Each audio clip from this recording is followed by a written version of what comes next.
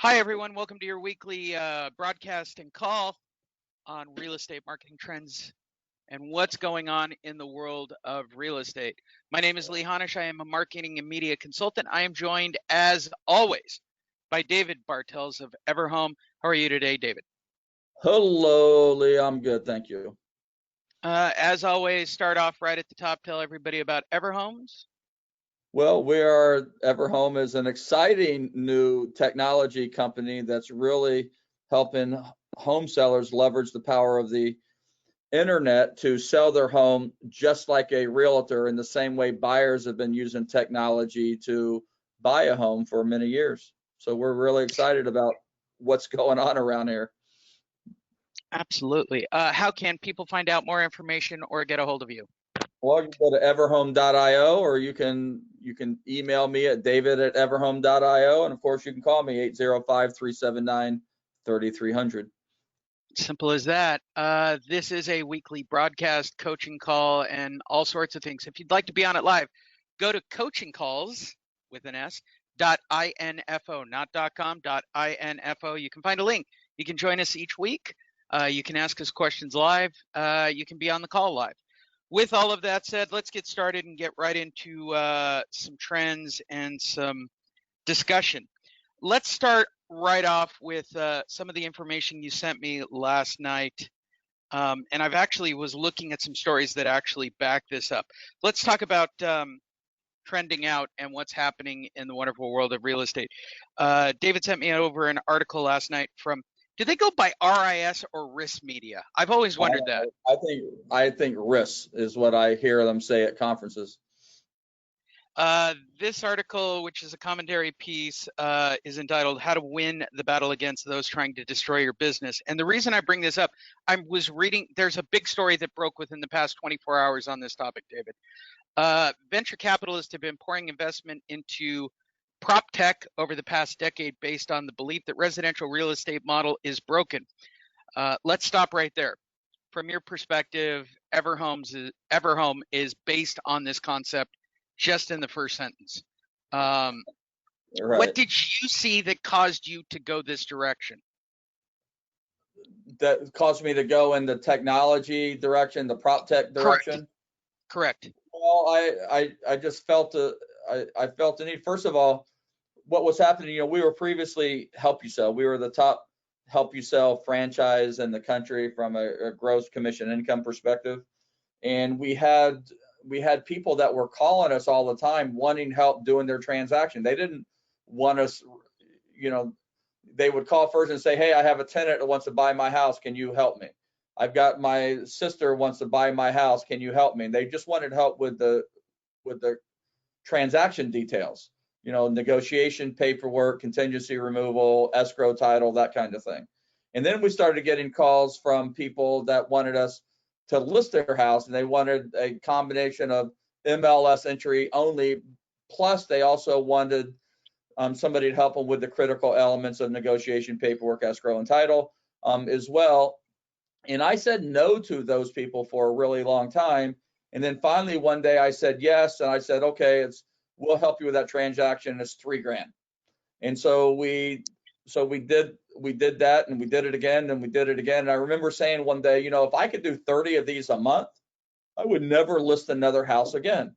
It was the easiest sale to make. It was the highest profit margin that we had in our business. And it was providing a service to home sellers that really wasn't available anybody else. And so not that long ago, probably last summer, we said, you know what, why don't we see if we can make a go of that? And we really started putting our resources in it and marketing the program. And lo and behold, we found a lot of people were interested in taking advantage of that program. So much so we said, okay, we've got to scale. And we then contracted to build out an incredible piece of technology that literally allows sellers to list their home from their phone, tablet, or computer in about 20 minutes. So they could sell their house just like a realtor. So they get the massive exposure of an MLS listing. the same exposure they would get if they listed their house with a realtor and paid them 3% for the list side of the transaction, but for $450. But we also help them with the critical elements of paperwork and legal disclosures and negotiations and escrow and title for $2,500 at the close of escrow, regardless of the price of the house, whether or not it was a $100,000 house or a $100 million house, because the amount of time, money, and effort to do both houses is essentially the same. And that has been, and we just continue to prove that every day. And the software is 2 weeks from launch.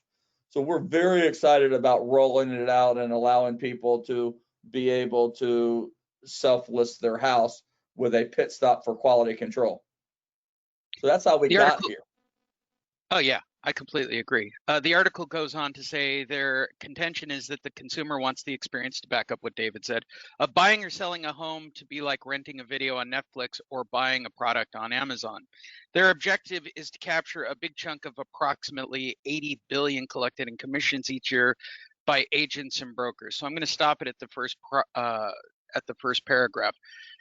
And let's talk about Zillow, who was really the first to enter the market and try to make this a reality. Does Zillow, and Zillow basically butted heads with the National Association of Realtors until ultimately they bought in or bought off, allegedly. I don't know how they've managed to get along, get the feed, and play ball, but Zillow was sort of the first. And it seems to me that realtors kind of go out of their way to, and rightfully so in some cases, to have issues with Zillow and its impact on real estate agents. So I guess it's a twofold question. Where does Zillow fall in all this, being sort of the grandfather of this process, as we've seen many other companies try the iBuyer, iSeller, low discount model throughout the years, like Redfin, and how Everhome is going to fit into one of those slots in California?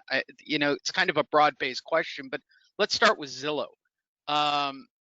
Where is the experience that you're working on different from that of Zillow? All right. Well, first of all, Zillow was really the first. Well, maybe they weren't the first, but they were one of their first big successful prop tech company. Okay. And when you look at Zillow, what they did was a really simple idea, and that is they aggregated all the listings from everywhere, and they compiled them in one place, kind of like a dating site. It's the Match.com for real estate. Think about it.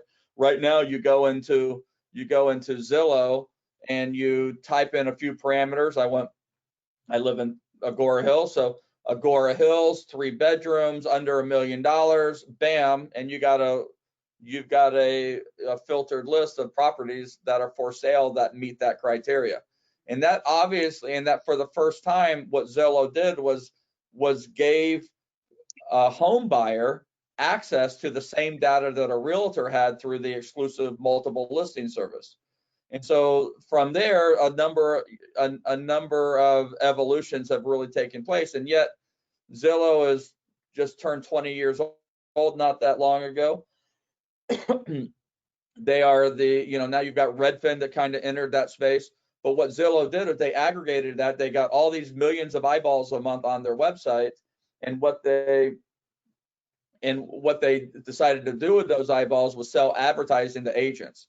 So think about the brilliant marketing. So Zillow takes agents' information, aggregates it in one place, and then sells advertising space back to the agents to generate about $1 billion in advertising revenue. And basically, and the reason for that is that they basically made it a better consumer experience and made the consumer where they weren't reliant on an agent to figure out. Because in the old days, this is how it changed the world of real estate. In the old days, a realtor had this book of listings or a web page of, even in the early days, and they would call the consumer and said, hey, I think that I've got 4 houses we need to go look at this weekend. Let me send them to you. And today, and for many years this has been happening, the consumer, the buyer, calls the agent and said, hey, I found 4 houses on Zillow I want to go look at. That's how it changed the world of real estate, and that continues to evolve. And Now, what Zillow has done for the home sellers is that they've made it basically the only place, the only practical place outside of Craigslist, which I wouldn't list my house for sale there. But if I'm a for sale by owner and I want to get my house in front of the masses of home buyers, Zillow is the place to do it. And they create a free listing if you're a for sale by owner.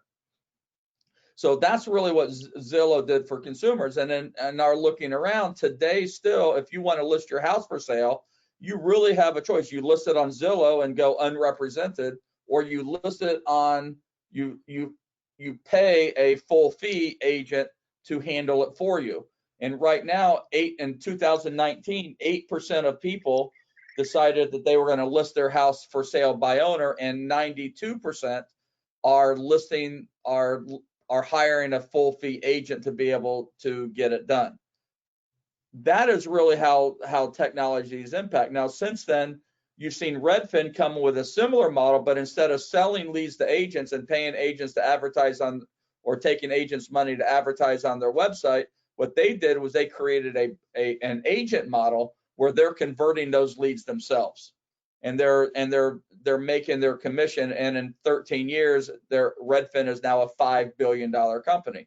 And so when we started, from Everhome's perspective, when we started looking around, we said there was nobody in this space to help sellers, that the real estate companies are still holding on to the technology that agents use to list their house, because they don't want to give up this 5-6% sales model.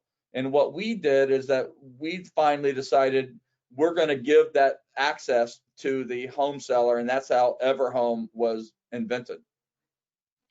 So we're talking about a short question. No. And it brings me to the splinter point on this with technology, right? So technology is working for the ease of the process, right, to give more control.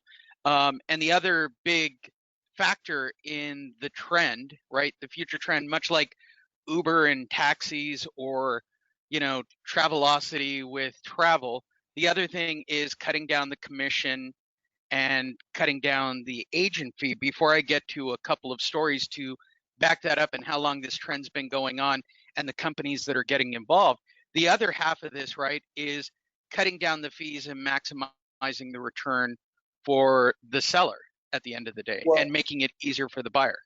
Okay, so prop tech comes in two genres really.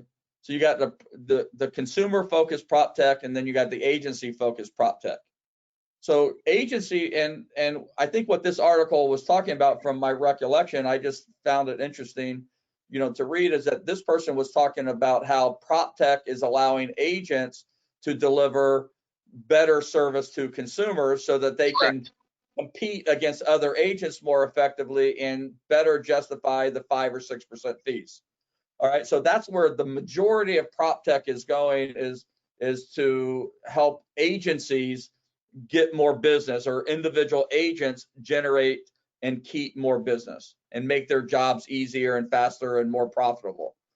What we're doing is we're focused on the consumer-centric type of technology, where we're, like Zillow did, is we're taking that technology and putting it in the hands of consumers and having them do a lot more of the work, which is reducing the amount of time, money, and effort it takes for us, and we're simply passing those savings on to the consumer. That's the big difference between what we're doing. And this article that you're referencing, what it's really talking about is it doesn't like companies like us, because they don't want to compete with us. They're fighting hard to maintain that 5 or 6% commission model, which their business is built on. And we've reinvented our business to be able to do more with less, and give consumers, and to empower consumers to do what the technology allows them to do, but they haven't been able to do because realtors are controlling their ability to do it. We're like Penn and Teller. We're like Penn and Teller. We're showing you how the trick is done. We do the trick, and then we show you how it's done. Right. I completely agree. So discussing as a marketing and media consultant, my job is to actually kind of backtrack this and see how long this trend's been going on. And I guess you could have the discussion back to Zillow, but to the point where lawsuits start to happen and things of that nature. And there are a couple of lawsuits that started last summer that NARA's been fighting against companies. And I want to put this on a historical perspective. This goes back even further, maybe even as far back as a decade, when the first agent, and we're familiar with them and people we've worked with, David, this is almost in the same book as the 1% flat fee. Oh, they're going to destroy the business. I don't think you can historically destroy the real estate business. I think it needs people power. I just think that there are more efficient ways, and we're looking at an archaic system in regards to the MLS and the way business is done. And I don't know if that's based on age with real estate agents or fear of technology.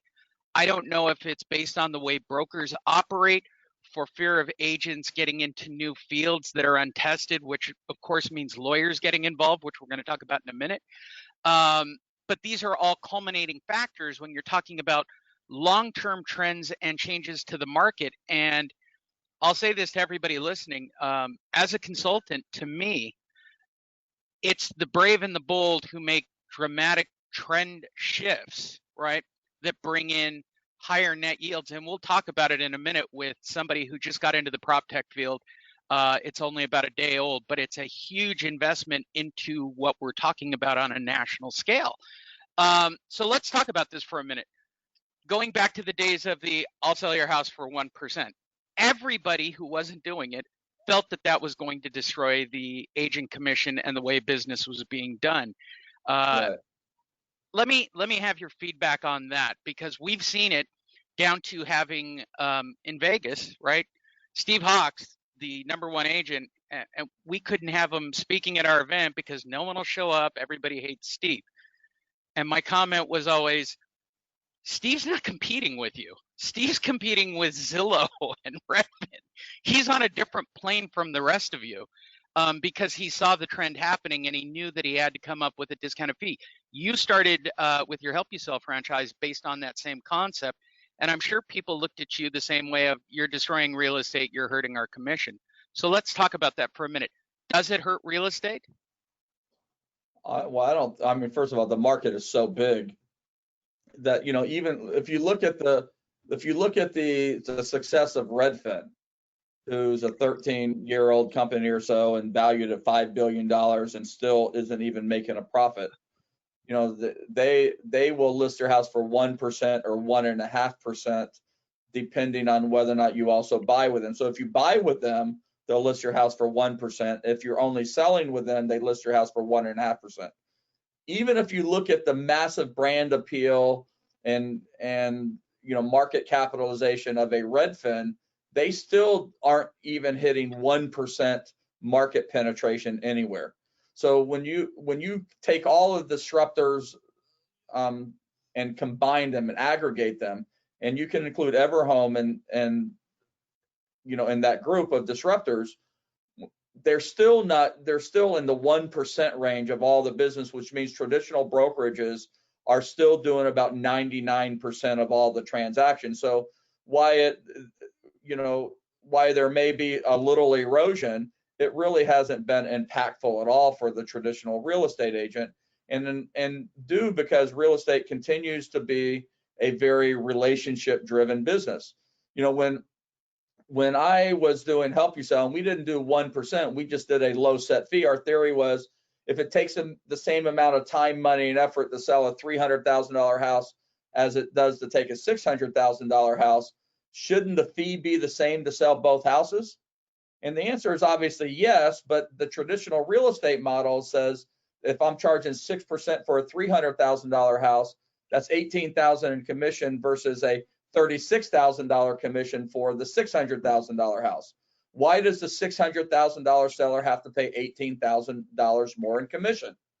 Well, that's because the National Association of Realtors, the California Association of Realtors, and the local Association of Realtors, of which I'm a member of all three of them, are in collusion. Yes, I said collusion, amongst themselves to convince homeowners that the more expensive your house is, the more you have to pay to be able to sell your house. And all we are doing is calling BS. It's not true. that, and that's what we did at Help You Sell was figure out what it really costs to sell a house and added a fair profit, and that's what our fee was. Now I've got to sell more houses to make the most amount of money, but it's easier for me to get listings and do that. But even, I'm going to say this is the whole point. In spite of that, when I first went out and started with Help You Sell, and I first started giving listing presentations, I could not get a listing to save my life because I was focused on how much money they were going to save. And it turned out that people were interested in saving money, but they weren't willing to save money at the expense of the job not being done well.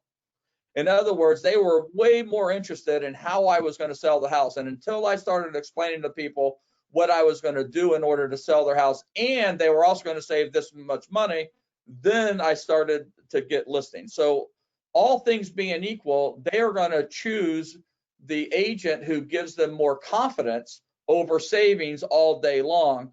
But if all things are equal and they think that two agents are going to do effectively the same job, but one is going to be less than the other, they'll choose the less expensive one, but they're not going to choose the less expensive one based on just being less expensive. And and real estate continues to be a relationship business. In California, 1 in 95 adults has a real estate license, which means if you have 500 Facebook friends in California, 5 of them are a real estate agent.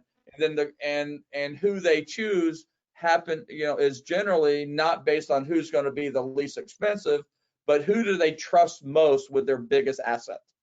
And so so that is the reason why traditional real estate brokers continue to have about 99% of the market, because it still is a relationship business. And the reason why our local Keller Williams has 400 or 500 agents in the market area is because it's a volume business, and they don't care that they're going to average 1 or 2 transactions a year. They just want those. If you do that 400 times, a couple of agents, you got 800 transactions in a year. And that's how their business model works based on recruiting, which basically extrapolates into volume. And so what we're doing here is we're basically turning that on its nose and basically empowering sellers to be able to do the work and give them same access to the technology tools of the real estate agent, so they get the same results and a low fair fee to do it. So they're only paying the agent for the part that they need help with, and they're doing the rest. Which takes us to last summer, where this all started to come to a head based on a couple of things, right? First is, it was based originally on pocket listings, if you actually do the research and the homework, and the MLS making plays and forcing people into the MLS or not using the MLS, depending on which stories you read. Everybody's got an angle on it. And then this out of the Chicago Tribune. By the way, these are all simple Google searches. The Chicago Tribune last summer picked up on a story about a group of attorneys filing a class action lawsuit and basically saying that the MLS is it's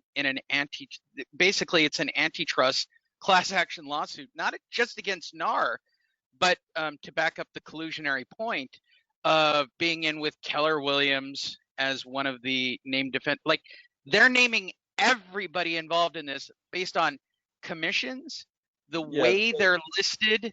Like, these 2 lawsuits are very much happening in real time, and it started last summer. Like, it came to a head. Right. So they sued the multiple listing service, they sued the big brokerages in town, and they sued the association. And basically citing antitrust, which is a nice word for collusion.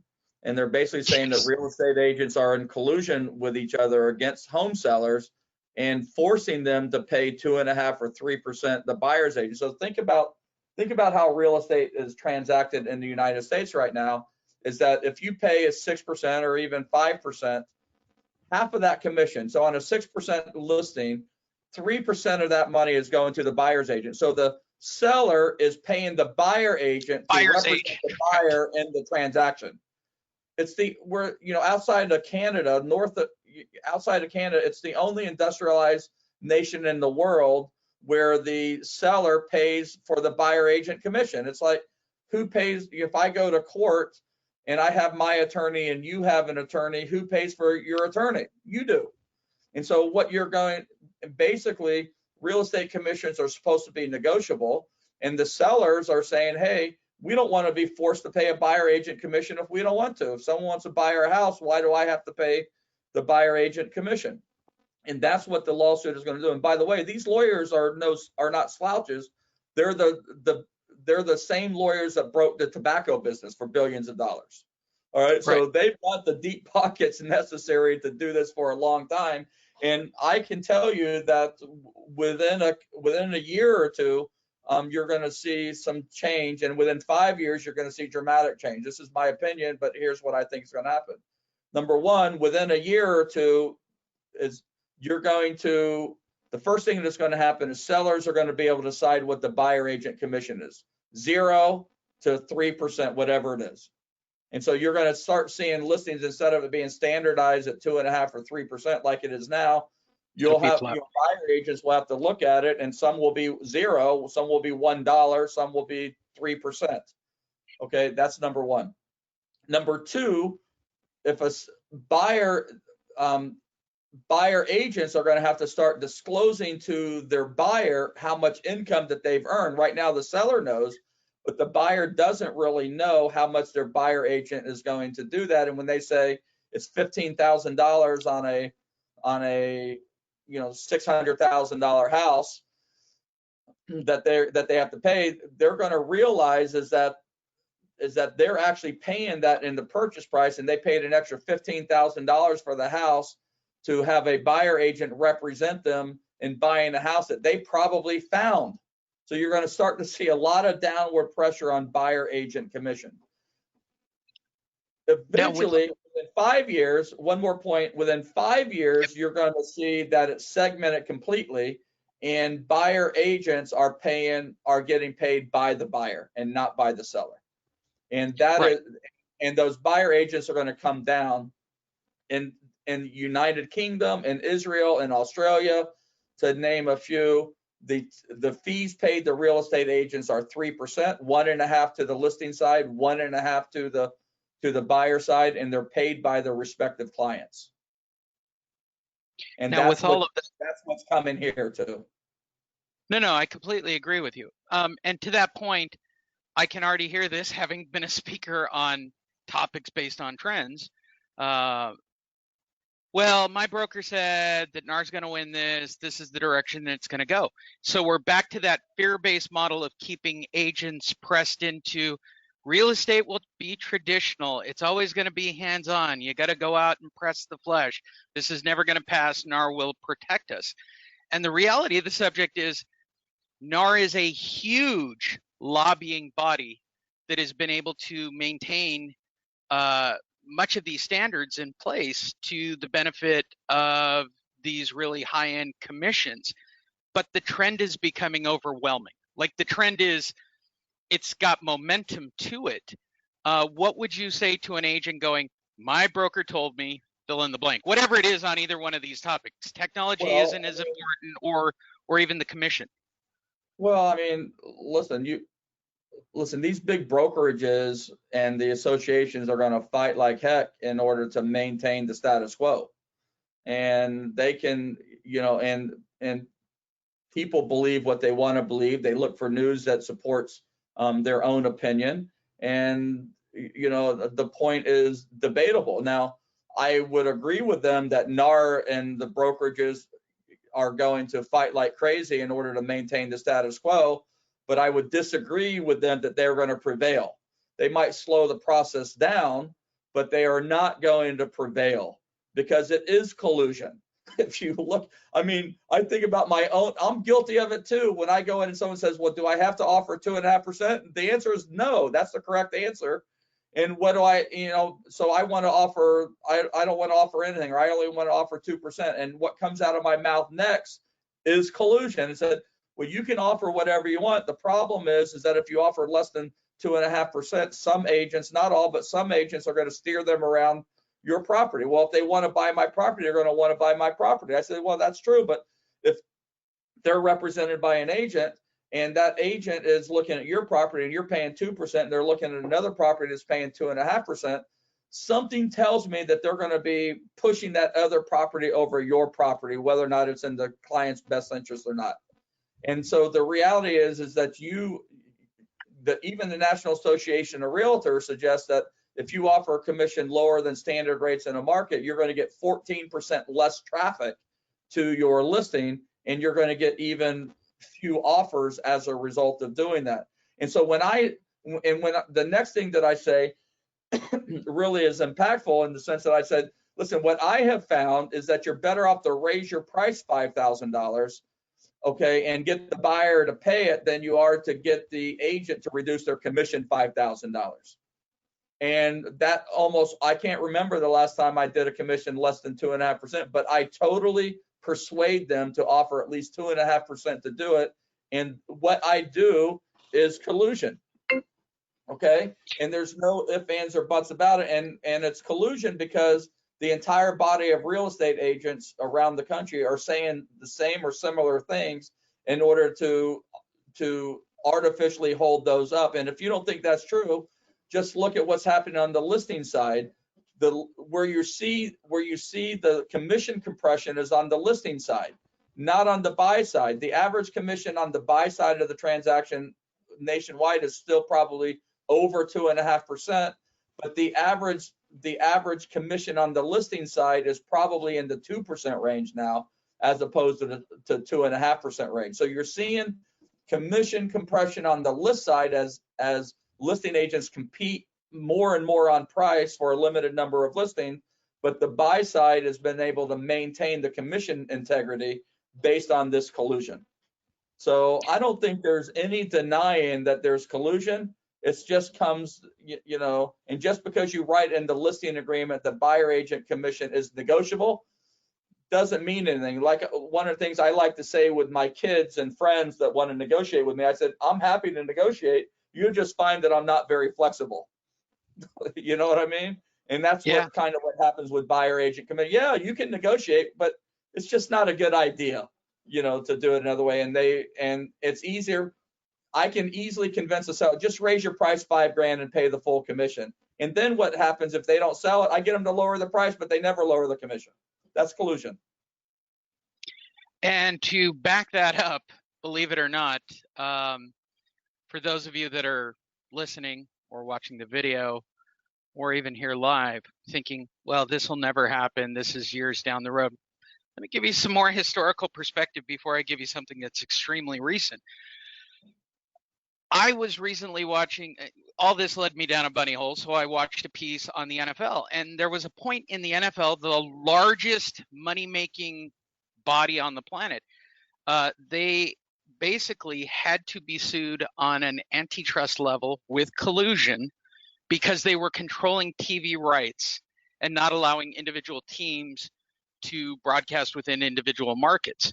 And even Nixon at the time wanted his football on TV and put pressure on the Department of Justice to start this antitrust ball rolling, believe it or not, to sue the NFL because they controlled how the information, basically the content, the product, no different than real estate, was presented to the general public. And their attitude was, well, if we present it on TV in the local markets, they won't buy tickets to the individual games. The contrary happened, actually. It increased viewership and it increased ticket sales. And I think that's the general fear of that archaic, it's got to be done this way. Technology is going to pull us down. It's going to cut the real estate agent out. And you've got general fear of a lot of agents because the average age of a real estate agent is much older than much younger. It's a part-time gig. You're taking it out of their hands, and they feel that it's removing that human element, when in fact it's just another lead source. It's another way to work with people. And I don't think there's a way to stop this steamroller effect of the lawsuits because historically they went out. I mean, it's not, from what I've read, what I've seen, and even looking at historical collusion cases, people don't win. the case. I mean, I agree with you, David. It might get drawn out. It might. However, in almost every case that looks roughly like this, which is more like a suppression of a trend, there's no way to stop it. It's going to happen. Oh, it's going to happen. Somebody's going to find the loophole and profit on it. This is a when, not if proposition. I agree. Which So takes us to all our. we're doing is just getting out. We're just creating a little. Listen, if we never got more than 1%, it'll be fine. I mean, in fact, our whole stated mission for our company is 1% of the markets that we're in. We don't have any. We're not trying to take over the world. We're just 1%. Do 1% of the market want to have an impact? We're not going to put traditional real estate agents out of business. We just want 1% of the market. And the question is, can we carve that out? And we obviously think the answer is a definitive yes. And so to back up David's trend of Everhome, this to us from Business Wire, it's only 24 hours old. It hasn't even made the real estate trends yet. But since I went so deep into this, Open Door, a leading digital platform for real estate, announces plans to become a publicly traded company via merger with Social Capital. And their plan is very basic. Insiders are making a significant commitment of $200 million of the $600 million pipe that they are creating. And basically, it's as simple as it sounds. They want to get involved in an iBuyer program and an iSeller program. That's it. So, I'm just gonna nutshell this. This is a multi-billion-dollar company spending hundreds of millions. It's 24 hours old to go public and to get involved and to do basically what you're doing on a smaller scale. Yeah. So we are, open house at 18,000 transactions last year. And the way that they're going public is the same way we're going public. They're doing it through a reverse merger. They're taking an existing publicly traded company and they're merging their assets into that company and they're going to become public. That's exactly what we're doing as well. So we are, and right now we're scheduled to go public in December using that same method, and it's through that public offering, we'll be launching a nationwide expansion. So we're really excited about it. In a couple of weeks, I'll be able to show people the software and the technology that we're using. I mean, literally, we're going to be able to introduce to the world a way for sellers to list their house from their phone, tablet, or computer in 20 minutes, even if they don't, their computer technology experience is limited to surfing the web and opening email. If that's all they know how to do, if they can type, they'll be able to list their house. There you go. Tell them a little bit more about Everhome and where they can get information and how to contact you. Get more information at everhome.io. If you're a real estate agent and you're looking to explore new opportunities with licensed real estate opportunities with salaries plus commission, or you want to be part of our referral network somewhere in the state of California, you can email me at david@everhome.io. You can call me at 805-379-3300. Be happy to have a conversation with you. And if you'd like more information, see the backlog of videos or anything, or be a part of this call, you can go to coachingcalls.info. This is recorded live with a group. We'll get back to questions in the coming weeks with that group as well. You can go to coachingcalls.info and be a part of. Just put your information in. You can go check out the entire catalog. We have literally thousands of videos that David and I have recorded throughout the years on market trends, real estate, what's going on, where it's going, news and data that will be beneficial to you for those of you that are seriously getting involved in real estate, almost on every level, from mortgagers all the way to escrows to real estate agents, of course. Thank you as always, David. My pleasure. Thank you, Lee. Take care, everybody.